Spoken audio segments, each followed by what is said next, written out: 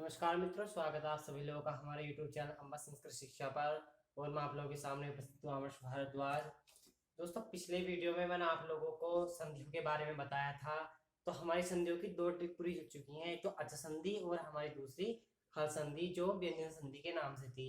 तीसरी संधि और मैंने बताई थी आप लोगों को विसर्ग संधि। आज जो हमारा जिसके बारे में आज हम जानेंगे वह जानेंगे क्या, विसर्ग संधि। विसर्ग संधि के अंतर्गत कितनी संधियां हैं ये मैं आपको बतला दूंगा, लेकिन आज जिस संधि का हमारा नंबर है वह है आज विसर्ग संधि।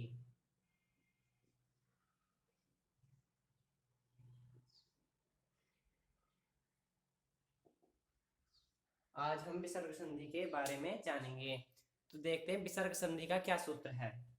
विसर्ग संधि का सूत्र है विसर्जनीय सा। ये क्या सूत्र है? विसर्जनीय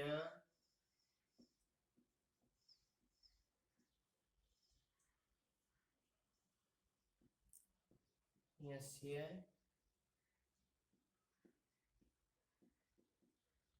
विसर्जनीय से सा। मैंने आप लोगों के सामने सूत्र लिख दिया है। अब देखिए इसका अर्थ क्या है। इसका अर्थ है खर से परे विसर्गों को सा होता है। पहले आप लोगों के सामने अर्थ लिख देता हूं। क्या? खर से परे।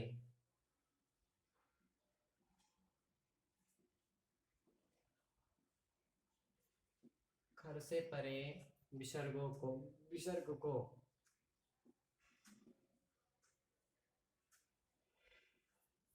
क्या होता है? शा होता है।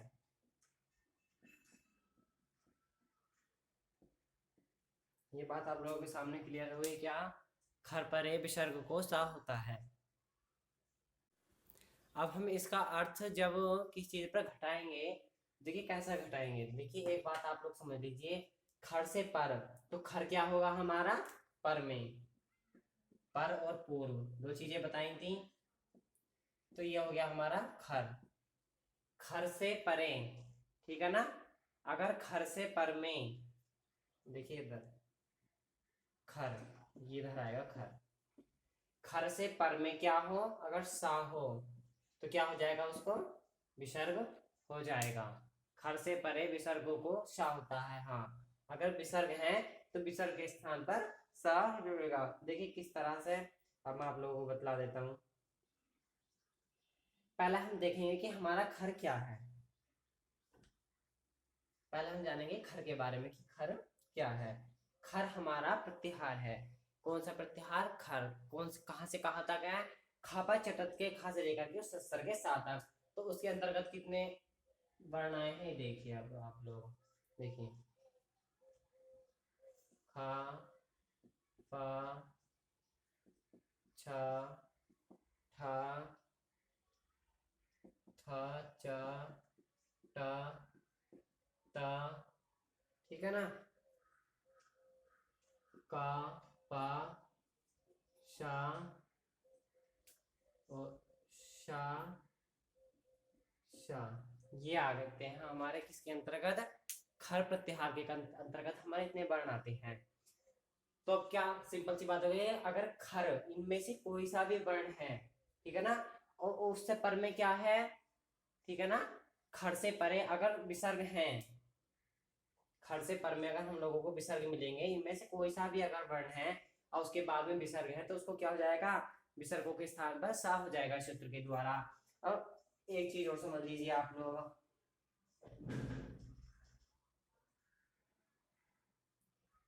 क्या? अगर विसर्गों के बाद क्या होना चाहिए? अब आप एक छोटी सी चीज और समझ लीजिए। क्या? देखिए मैं बतलाता हूँ अब आपको।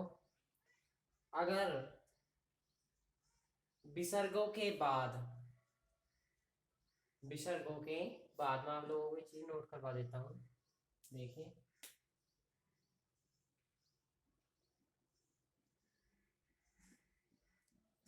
विसर्ग के बाद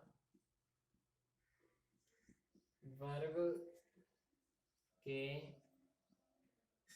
पहले, दूसरे या फिर शा, शा, सा कोई हो तो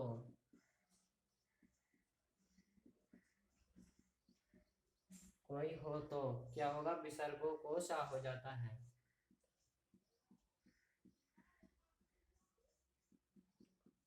सा हो जाता है। देखिए मैंने आप लोगों के सामने क्या लिखा है, विसर्ग के बाद वर्ग के पहले दूसरे या फिर शा सा शा कोई हो तो विसर्गों को सा हो जाता है। देखिए वही बात आ गई, क्या सा हमको मिल गए, ठीक है ना। अब वर्ग के क्या, देखिए पहले वर्ग में क्या आएगा, का वर्ग में का और खा, ठीक है। का वर्ग च वर्ग में आएगा चा और छा, ट वर्ग में टा ठा, ठीक है ना। ट वर्ग में टा था और प वर्ग में पा और फा। तो देखिए वही बात आ गई, खर और पहला दूसरा, बात वही घूम फिर आ गई। मैंने इसलिए याद कराया है आपको, जैसे कि पहले दूसरे और साथ साथ ही आप समझ जाओ, खर प्रत्याहार की आपको आवश्यकता ही ना पड़े कि आपको वह याद करना है। ये चीज आपकी क्लियर होगी। अब एक चीज और समझ लीजिए, दूसरी चीज क्या है, शा या चवर्ग, ठीक है। सा या चवर्ग के बाद में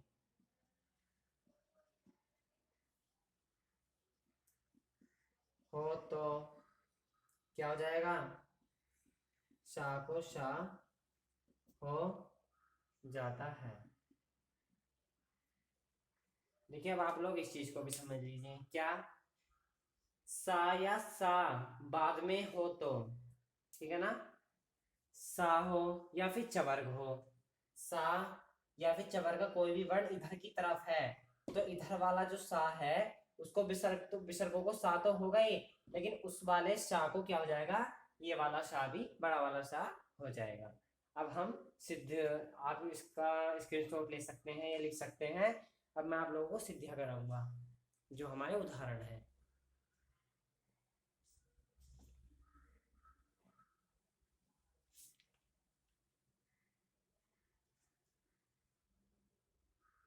ठीक है, ये आपने कर ही लिया होगा।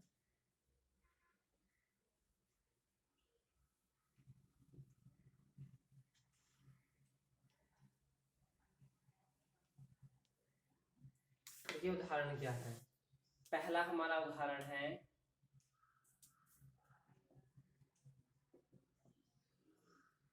बालकः तिष्ठति। बालकः तिष्ठति आप लोगों के सामने लिखा हुआ है, ठीक है। हमको इधर क्या मिला, ख वर्ग में ता आया था, इधर हमको ता मिल गया, ठीक है ना। इधर क्या है, यहाँ पर विसर्ग है, तो विसर्गों के बाद हमको क्या मिला, ता खर मिल गया, तो विसर्गों को सा हो जाना चाहिए। तो स्थिति क्या बनेगी, बालकस, ठीक है, ये हो गया। फिर ये हमारी चढ़ जाएगी इधर तिष्ठति, ये स्थिति बनेगी। अब देखिए आप लोग दूसरा, दूसरा क्या देखा, रामः तरति, रामः जमा तरति, ता हमको क्या मिला, खा मिला, विसर्ग मिले, सा हो जाना चाहिए, रामस्तरति, ये स्थिति बनेगी। बहुत ही सिंपल है। अब देखिए तीसरा क्या है, का जमा चित, का चित लिखा हुआ है। अब देखिए मैंने बताया था कि सा या फिर चवर्ग हो तो क्या हो जाएगा, बड़ा सा हो जाएगा। तो इधर हमको चवर्ग मिल गया, चार चवर्गों से पहले क्या है, इधर क्या चीज है, विसर्ग है, तो विसर्गों के स्थान पर क्या हो जाएगा, शा हो जाना चाहिए। तो क्या स्थिति बनेगी, कस चित, ये हुआ कश्चित। अब देखिए चौथा क्या दे रखा है, चौथा देखिए अब आप लोग, पुत्रः चलति, क्या दे रखा है, पुत्रः चलति,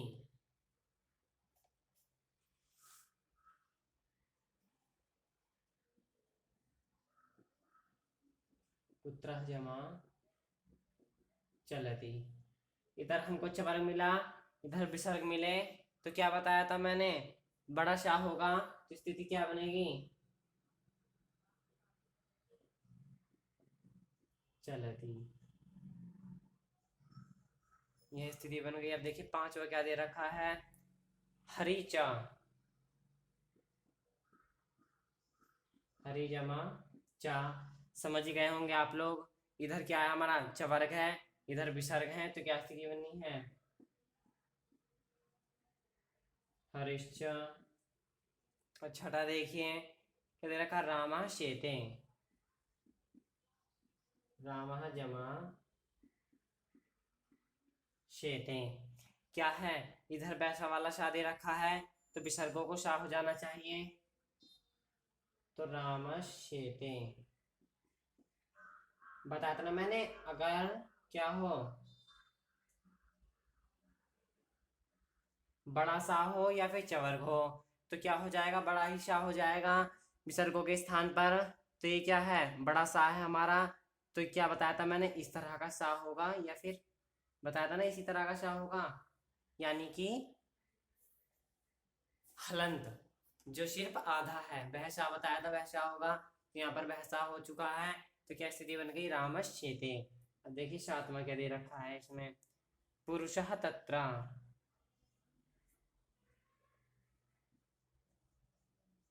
पुरुषः जमा तत्र। ठीक है, ता हमको क्या मिला यहाँ पर, खर मिला हमको, वर्ण वर्ग का पहला वर्ण है ता, ठीक है ना, ता था दा धा ना, तो ता है यहाँ पर। तो इस वाले विसर्ग को क्या हो जाना चाहिए, छोटा सा हो जाना चाहिए, जो मैंने बताया था इस तरह वाला। तो क्या स्थिति बनेगी, पुरुष तत्र, ये स्थिति बनेगी, पुरुष तत्र। अब आप लोग देखिए इसका स्क्रीनशॉट ले सकते हैं, या जिस तरह से उदाहरण को देखना चाहे लिख सकते हैं। जो उदाहरण है मैं उन उदाहरणों को आप लोगों को समझा दूंगा। जल्दी कर लीजिए आप शीघ्रता के साथ।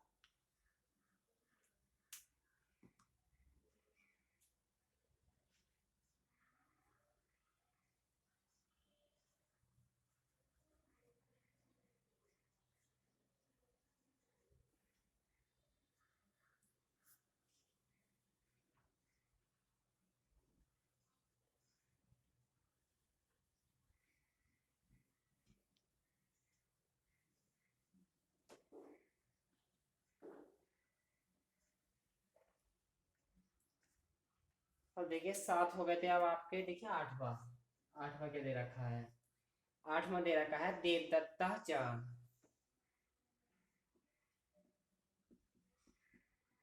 देवदत्ता जमा च, लिखा हुआ है आप लोगों के सामने। तो इसकी की स्थिति क्या हो जानी चाहिए, आप लोग एक बार खुद सोचिए कि इसकी स्थिति क्या होगी। जब लास्ट में चा है तो क्या होगा, शा हो जाना चाहिए, देव दत्तश्च।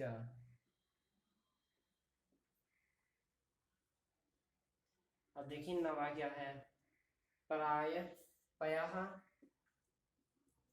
यानी कि ठंडा पानी, पयः शीतलम, यानी कि ठंडा पानी। पयः शाह है इधर हमारा। तो मैंने आप लोगों को बताया था कि बड़ा, अगर शाह या चवन होगा तो बड़ा ही शाह होगा विसर्गों को। तो स्थिति क्या बनेगी, पयश शीतलम।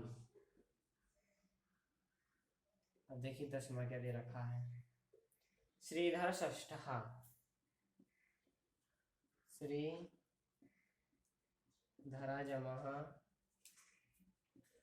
षष्ठ। तो क्या होगा यहाँ पर, यहाँ पर क्या होना चाहिए, शा हो जाना चाहिए। किस तरह का, जिस तरह का शा इधर की तरफ दे रखा है। मैंने आप लोगों को एक चीज नहीं बताई थी, थोड़ा मेरा ध्यान नहीं रहा, कि शा शा शा, ठीक है, अगर इधर की तरफ जोन सा भी शा हुआ तो वो विसर्गों को वैसा वाला ही शा कर देगा। देखिए जिस तरह से इसमें देखिए आप लोग, श्री धरा स ठ, इस तरह से इसकी संधि होगी, क्योंकि ये जो हमारे शा शा शा है ये किसी उसमें नहीं है वर्ग में। ये सा सा सा सा हा का एक उष्माण है, इनका वर्ग।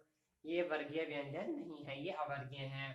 तो इसलिए जिधर की तरफ जोन सा वाला विषय यहाँ पर छोटा बड़ा ये मूर्धन्य ताल वाले सकारात्मक दंताई जोन सा भी है उसी के विसर्गों को वैसा हिस्सा हो जाएगा। 10 हो गए आप लोगों के। अब देखिए 11 में क्या दे रखा है। भक्ता शेवते, भक्ता जमा शेवते, भक्ता जमा शेवते लिखा हुआ है। अब आप लोग एक बार खुद विचार करके सोचिए कि यहाँ पर क्या आएगा विसर्गों के स्थान में। मैंने बताया है आप लोगों को अभी, जो सा सा होगा उसी की तरह शा हो जाएगा। तो स्थिति क्या होगी, भक्ता शेवते, ये स्थिति हो गई यहाँ पर। तो ये आप लोगों के मैंने कितने उदाहरण करा दिए हैं, 11। और 11 उदाहरण मैं समझता हूँ समझने के लिए काफी है। 11 उदाहरण से ही आप लोग अपना ठीक तरीके से तैयारी कर सकते हैं। और मेरा आप सभी लोगों से यही कहना है कि वीडियो आप लोगों को अच्छी लगी हो, आप लोगों को समझ में आया हो ठीक प्रकार से, तो वीडियो को लाइक और शेयर करना ना भूलें। और जो भी नए लोग जुड़े हैं वह चैनल को सब्सक्राइब करें। और साथ ही जो बराबर में बेल आइकन लगा हुआ है, बेल लगी हुई है, उसको भी दबाएं जिससे आने वाले जो मैं वीडियो डालूंगा वो आप तक सावधानी से आसानी पूर्वक पहुंच सकें और आप लोग फिर से उनसे पढ़ सकें। आप लोगों का वीडियो बस इतना ही था आज का, इतना ही मैंने आप लोगों को विसर्ग संधि के बारे में बता दिया है। और वीडियो देखने के लिए धन्यवाद।